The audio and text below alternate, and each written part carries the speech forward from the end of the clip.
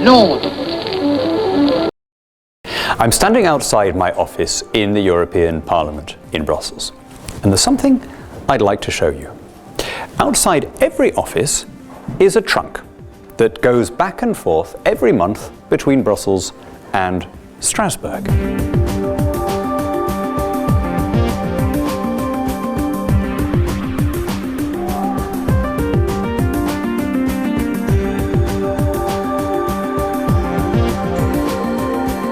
As you know, we have 2 European parliaments. Everything is replicated. The offices, the committees, the interpreters.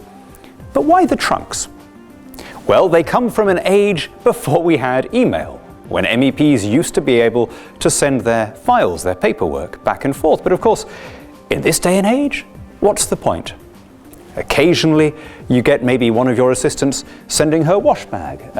If I look in this one, I'll find that I had a pair of shoes from Strasbourg.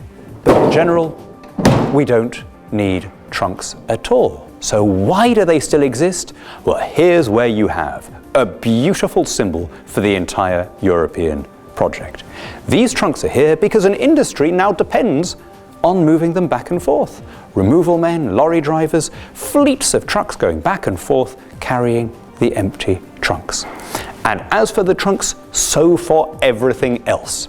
The contractors, the consultants, the rent seekers who have attached themselves to Brussels, the big landowners getting checks under the Common Agricultural Policy, the NGOs, the charities, the local government agencies, all getting grants from Brussels. That's where the strength of the project lies.